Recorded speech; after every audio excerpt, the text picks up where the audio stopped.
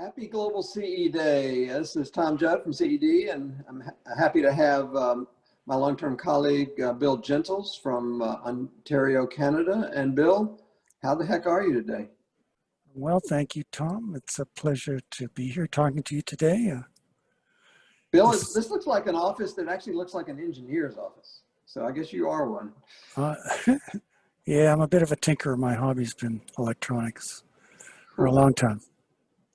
Well, that's a pretty good thing.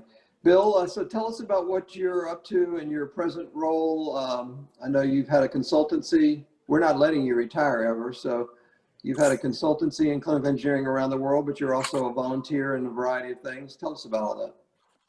Sure.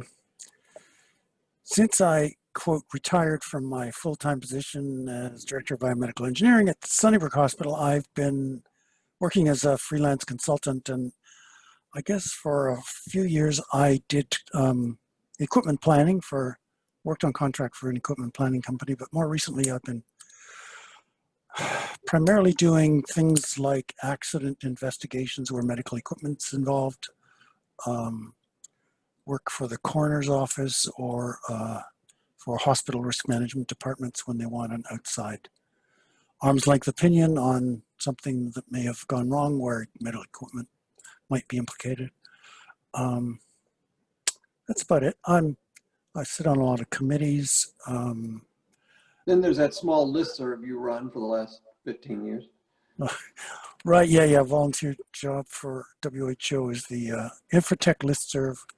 I'm the list administrator. We got about 430 members currently. It's not the most active. It's not as active as your tremendously active. It's been a lifetime of service, what he's trying to say. It's modestly a wonderful thing. So I'm working currently with a small Canadian charity that does work in northern Ghana specifically, which is a very interesting part of the country. In some ways similar to northern Canada in that it's underserved with healthcare and has higher infant mortality and things like that. But we're doing some educational webinars currently. I went there last year, 2019, did some on-site training on a volunteer basis up in northern Ghana. And the transportation infrastructure in Ghana is not the greatest. So it was a long trip on a bumpy road. But the people are just great, incredibly motivated, incredibly resourceful. It's very impressive what they can do. If they don't have the manual, they don't have the parts, they don't have the budget, but they still manage to get things working. So really enjoy working with those people. Still an ongoing project. Monthly webinars we're currently doing related to health technology management and equipment support. So Bill is one of those incredible volunteers that a few years ago I was looking for you. I think you were in Mongolia, right? Yeah. Actually I was paid on that job. I was working in Mongolia. They were developing a new blood services center, and they had was actually a loan. I'm not convinced it'll ever get paid back, from the Asian Development Bank. And it involved procuring $25 million US of new equipment for their blood services system, which involved setting up a new blood transfusion center, blood transfusion, blood collection, blood storage, blood distribution center in the capital of Mongolia. There's a Trivial Pursuits question. If you don't know, come on. Ulaanbaatar is the capital of Mongolia. Total population of Mongolia is 3 million people. So it's a small, very low population density country. Sandwich between Bill, you Russia and you China. do a lot, occasionally get paid, a lot of volunteering. Tell us about things back home with clinical engineering in Canada. And I know particularly you've raised the bar there with some of this accreditation work of clinical engineering departments around the country, but tell us a little bit about all that. Yeah, I guess about 10 or 12 years ago, we realized that Accreditation Canada wasn't, which is our JCO, or what you would call JCO, has been pretty uninformed about what clinical engineers do in hospitals. They would typically spend 5 minutes in the biomed department or clinical engineering department and say, do you have an equipment database? And you'd say, yes. And you'd pull up a screen and they'd say, and then that would be it. They'd leave. So we decided to write our own set of standards called the Clinical Engineering Standards of Practice for Canada, which had a much more detailed sort of set of responsibilities that we thought every clinical engineering, it's not the highest bar, it's kind of a mid-range bar that everyone should. And Bill, quick interruption. Canada's got a very well-developed clinical engineering history and a wide array of clinical engineers across public and private hospitals across the country. Isn't that pretty correct? Yeah, except for private hospitals, we have a single-payer healthcare system. There are no private hospitals for any medically necessary service. There are private hospitals for plastic surgery and a few other things that are not considered medically necessary. But otherwise, it's all state-funded healthcare.